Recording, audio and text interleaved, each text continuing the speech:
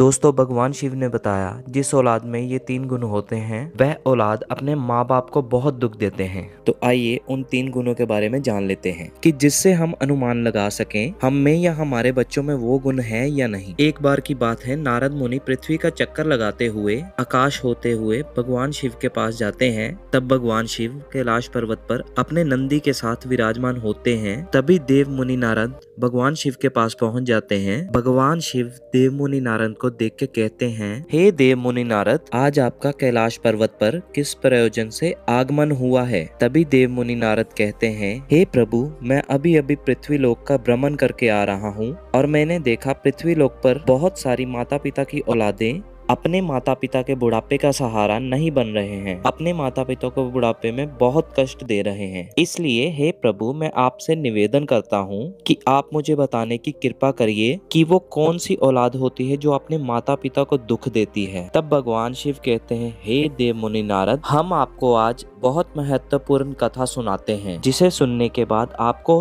आपके सभी प्रश्नों के उत्तर मिल जाएंगे। भगवान शिव कहते हैं, जो व्यक्ति इस कथा को पूरा सुनता है उस व्यक्ति के बच्चे बुरी संगति से बाहर आते हैं तथा अपने माता पिता की सेवा सदैव करते हैं। दोस्तों, अगर आपको भी ये कथा पसंद आए तो वीडियो को लाइक करके चैनल को सब्सक्राइब करके कमेंट में हर हर महादेव अवश्य लिखें। तो चलिए दोस्तों, कथा को आरंभ करते हैं। प्राचीन काल की बात है, एक नगर में राम सिंह नाम का राजा रहता था जिसकी एक बहुत सुंदर कन्या थी। उस कन्या का नाम था छाया। उसे अपने रूप पर बहुत सारा घमंड था और अपने माता पिता की शुरू से ही लाडली बेटी थी, इसीलिए वह पूरी आजादी से खेली और बड़ी हुई और उसे इसी का भी अभिमान था कि वह एक राजकुमारी। वह अपने आगे किसी को भी कुछ नहीं समझती थी, चलते फिरते लोगों का अपमान फिरती थी। भगवान शिव कहते हैं, हे देव मुनि नारद, हर व्यक्ति को बेटा हो या बेटी जरूरत से ज्यादा आजादी उन्हें बिगाड़ देती है और उन्हें बिगाड़ने में सबसे ज्यादा योगदान उनके माता पिता का ही रहता है। बच्चे यदि मनमानी करने लगे तो माँ बाप को उनकी तरफदारी नहीं करनी चाहिए बल्कि उनकी गलती पर उन्हें समझाना चाहिए। भगवान शिव आगे कहते हैं, हे देव मुनि नारद, राजा रामसेन की कन्या के लिए जो भी रिश्ता आता वह अपने दुष्ट स्वभाव के चलते उन्हें लौटा देती थी। उसके लिए ना जाने कितने रिश्ते आए और वह उनका मजाक उड़ाते हुए और वह उन्हें वापस लौटा देती थी। राजा भी अपनी बेटी की इन हरकतों से बहुत परेशान हो चुका था। एक दिन राजा ने अपनी बेटी छाया के लिए अपने नगर में स्वयंवर का आयोजन किया। कई नगरों के राजा और महाराजा स्वयंवर में भाग लेने के लिए आए। सभी राजा महाराजा अपने आसन पर बैठ गए। उधर राजकुमारी छाया अपने हाथों में फूलों की माला लेकर अपनी सहेलियों के साथ राज दरबार में जा रही थी। छाया अपने सुंदरता के घमंड में भरी हुई थी। सभी राजकुमारों को गौर से देखकर आगे बढ़ने लगी। वह जिस भी राजकुमार के सामने पहुंचती थी उसी की किसी न किसी बात पर खिल्ली उड़ाती और आगे बढ़ जाती। सभा के बीच राजकुमारी की बातों से अपमानित होकर वह राजकुमार सभा से उठकर चले जाते। राजकुमारी एक मोटे से राजकुमार के पास पहुंची और उसकी हंसी उड़ाते हुए अपनी सहेलियों से बोली, हे सहेली, ऐसा लग रहा है कि जैसे इन महाशय के शरीर पर आटे का बोरा रख दिया गया हो। ये सब सुनते ही राजकुमार आग बबूला होकर वहां से चला गया। इसी तरह वह राजकुमारी अगले राजकुमार के पास पहुंची। वह राजकुमार देखने में कुछ लंबा था। राजकुमारी ने उन्हें अपमानित करते हुए कहा कि ये तो कोई खंबा मालूम पड़ता है, इसे तो किसी चौराहे पर खड़ा करके मशाल लगानी चाहिए। राजकुमारी के अपशब्दों को सुनकर वह भी मुंह बनाता हुआ वहां से चला गया। अगले राजकुमार की तो काफी बड़ी दाढ़ी थी। उसे देखकर राजकुमारी जोर जोर से हंसने लगी और अपनी सहेलियों से कहने लगी, हमारे पिताजी ने स्वयंवर में लंबी दाढ़ी वाले बकरों को भी बुलाया है, इससे तो मेरी जूती भी विवाह न करे। लेकिन उस राजकुमार ने राजकुमारी की कोई भी बात का बुरा नहीं माना क्योंकि वह राजकुमारी को अपना दिल दे बैठा था और वह भी दरबार से उठ के चला गया। अब तो राजकुमारी ने एक एक राजकुमार को बेइज्जत करके वापस भेज दिया। ये बात छाया के पिता को रामसेन को बहुत बुरी लगी। तभी राजा सोचने लगे, इस लड़की ने तो हमारे दरबार में आए सभी राजकुमारों को बेइज्जत किया है, तो इस लड़की को अपनी दुष्टता का दंड अवश्य मिलेगा। गुस्से में राजा ने राज दरबार में ये घोषणा कर दी कि मैं अपनी बेटी की इस हरकत के लिए आप सबसे क्षमा मांगता हूँ, लेकिन आज मैं ये घोषणा करता हूँ कि इस कन्या का विवाह मैं कोई राजकुमार से ना करके किसी भिखारी के साथ करूंगा जो रोज भीख मांगकर अपना पेट पालता होगा और उसके साथ रहकर ये भी भीख मांगकर खाएगी तो इसे अपनी करनी पर पछतावा जरूर होगा। सभी ने राजा की ये बात सुनकर उनकी बहुत प्रशंसा की। वह कहने लगे, ऐसी असभ्य कन्या के साथ ऐसा ही होना चाहिए। ऐसा कहकर राजकुमार सभी वहां से चले गए। तभी वहां से एक भजन गाता हुआ भिखारी गुजरा। भिखारी की आवाज सुनकर राजा ने उसे अपने दरबार में बुला लिया। उस भिखारी की बहुत ही दुर्लभ दशा थी। उसने फटे पुराने कपड़े पहने थे और उसके हाथ में एक लठ थी। भिखारी राजा के सामने जाकर खड़ा हो गया और अपनी मधुर आवाज में गीत गुनगुनाने लगा। उसका गीत सुनकर राजा बहुत प्रसन्न हुआ और उसे कहने लगा, तुम्हें मैं इनाम के रूप में अपनी बेटी सौंपने लगा हूँ। आज से ये तुम्हारी पत्नी है। तुम इसे अपने साथ ले जाओ और जैसा भी रूखा सूखा बन पड़े तुम खाना और इसे भी खिलाना। दोस्तों, अपने पिता रामसेन का ऐसा कठोर निर्णय सुनकर छाया बहुत दुखी थी कि उसके पिता ने ये क्या कर डाला। पहले तो उसने भिखारी के साथ जाने से साफ इनकार किया, पर राजा का ऐसा ही आदेश था, इसीलिए उसे विवश होकर भिखारी के साथ जाना पड़ा। राजा ने कहा, बेटी, तुमने किसी राजघराने में जाने का अधिकार खो दिया है। अब से ये भिखारी ही तुम्हारा पति है। इसी के साथ तुम्हें अपना जीवन बिताना पड़ेगा। अगर तुमने इसे धोखा दिया या इसका साथ छोड़ा तो तुम्हें मृत्यु दंड भी दिया जा सकता है। दोस्तों, राजा ने छाया का विवाह उस भिखारी से करके उसे अपने घर से विदा कर दिया। छाया रोती चिल्लाती और छाती पीटती हुई उस भिखारी के साथ चली गई। भिखारी उसे खुशी खुशी लेकर एक जंगल में चला गया। उसी जंगल में उसकी एक सुंदर सी कुटिया थी। उसी कुटिया के पास भिखारी ने एक आम का पेड़ लगाया था। उस पेड़ पर बहुत सारे आम पके हुए थे। तभी राजकुमारी ने बाहर जाकर देखा,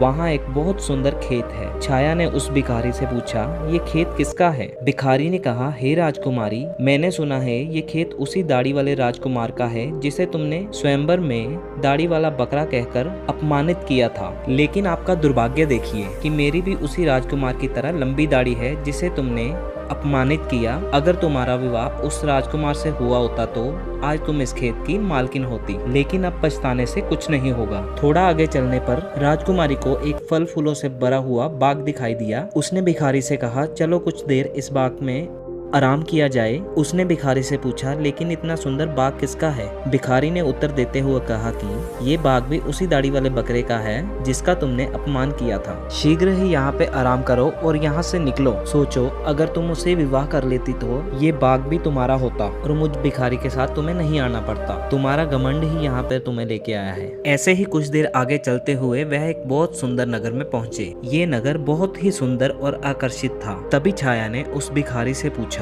ये नगर किसका है? भिखारी ने उस तरफ देखा और बोला। तभी भिखारी ने कहा, ये नगर तो मेरे हिसाब से किसी राजा का है, लेकिन तुम्हारे हिसाब से ये नगर उसी दाढ़ी वाले बकरे का है जिसे तुमने अपमानित किया था। भिखारी की बात सुनकर राजकुमारी को बड़ा ही पश्चाताप होने लगा। कहने लगी, काश मैंने उसके साथ विवाह कर लिया होता। भिखारी ने छाया के मुख से ऐसी बातें सुनकर नाराजगी जताते हुए कहा कि खबरदार, अब तुमने किसी पराये पुरुष के बारे में सोचा भी तो। अब तुम मेरी पत्नी हो और मैं ही तुम्हारा पति हूँ। अब महलों के सपने छोड़कर तुम्हें मेरे साथ मेरी झोंपड़ी में रहना चाहिए। दोस्तों, ऐसा कहकर भिखारी छाया को अपनी झोंपड़ी के पास ले गया जो तालाब के किनारे बनी थी। झोंपड़ी को देखकर छाया को बहुत गुस्सा आया और वह कहने लगी, ये झोंपड़ी कितनी छोटी है, मैं इसमें कैसे रह पाऊंगी? इसमें रहकर मेरा दम घुटेगा। मैं बहुत बड़ी महलों की रहने वाली हूँ। भिखारी ने कहा, राजकुमारी, आज से ये ही तुम्हारा घर है और इसी में तुम्हें रहना पड़ेगा। तभी छाया ने कहा, यहाँ पर कोई नौकर चाकर दिखाई दे नहीं रहा है, झोंपड़ी की सफाई कौन करेगा? भिखारी ने कहा, हे राजकुमारी, ये तुम क्या कह रही हो? मैं कोई राजा या उसका कोई अधिकारी नहीं हूँ जो मेरे नौकर चाकर होंगे। मैं तो खुद एक भिखारी हूँ, नौकरों से भी गया गुजरा हूँ। ये सब काम तुम्हें और मुझे ही करना है। चलो अब तुम साफ सफाई करो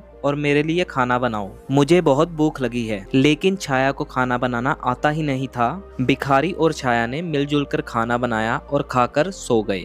सुबह उठकर छाया ने सारा काम किया और भिखारी की डांट फटकार सुनती रही। 3-4 दिन ऐसे ही चलता रहा और घर में जो भी खाना पड़ा था सब खत्म हो गया। भिखारी ने कहा, घर में जितना भी खाना पड़ा था वो खत्म हो चुका है। अब हमें आगे की जीविका चलाने के लिए मिलजुल कर कोई काम करना पड़ेगा। मैं तुम्हें इस आम के पेड़ से आम उतार कर देता हूँ और तुम इसे टोकरी में डालकर बाजार में बेचने जाओ। ऐसा सुनते ही राजकुमारी ने कहा, अगर मैं ये आम बेचने बाजार जाऊंगी तो मुझे कोई ना कोई पहचान लेगा। भिखारी ने कहा, काम करने में कैसी शर्म? तुम एक भिखारी की पत्नी हो। शर्म तो तुम तब करो अगर तुम उस दाढ़ी वाले की पत्नी होती। तो अगर शर्म ही आती है तो भूखी मरो। मजबूर होकर राजकुमारी राजकुमारी आम बेचने के लिए सड़क किनारे बैठ गई। इतने में राजा का एक सिपाही वहां पहुंचा। उसने लात मारकर उस आम की टोकरी को उड़ा दिया। सिपाही ने कहा, खबरदार, आज के बाद यहाँ आम लगाए तो। राजकुमारी बहुत दुखी होकर झोंपड़ी में आ गई और आकर उसने सारी बात भिखारी को बताई कि एक राजा के सिपाही ने कि उसकी आम की टोकरी को लात मारकर सारे आम गिरा दिए। भिखारी ने कहा, तुम पागल हो, रास्ता घेर कर आम लगाओगी तो राजा के सिपाही ऐसा करेंगे ही। तुमसे कोई भी काम ठीक से नहीं होता। अच्छा, मैं चलता हूँ, तुम्हारे लिए कोई दूसरा काम ढूंढता हूँ। थोड़ी देर बाद भिखारी वापस आया और उसने छाया को बताया कि मैं तुम्हारे लिए राजभवन में रसोइये का काम देख कर आया हूँ। वह राजभवन में रसोइयों के साथ खाना बनाने का काम करती रही और जो कुछ बचता रात को घर ले आती। एक दिन राजभवन में उत्सव का माहौल था। उसे ये सब देखकर बहुत उत्सुकता हुई कि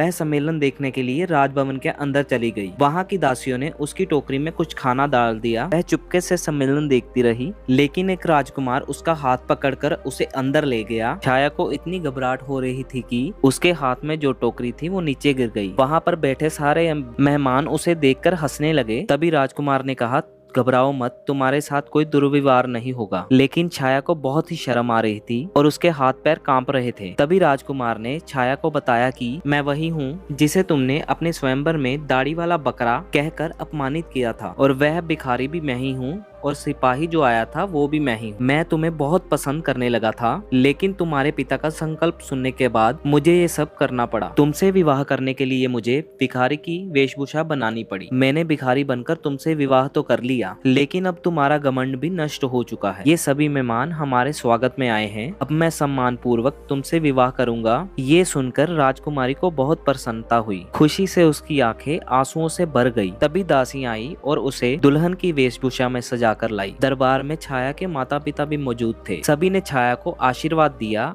और विवाह अच्छे से संपन्न हुआ। उसका सारा गुरूर उतर चुका था। वह पूरी तरह से बदल चुकी थी। तभी भगवान शिव देवमुनि नारद से कहते हैं, अत्यंत सुख सुविधा में पलकर मनुष्य उन संस्कारों से वंचित रह जाता है जो उसके जीवन में बहुत कष्टदायी होता है। इसीलिए मनुष्य को किसी भी बात का घमंड नहीं करना चाहिए। अगर आपको वीडियो अच्छी लगी हो, वीडियो को लाइक और चैनल को सब्सक्राइब करें।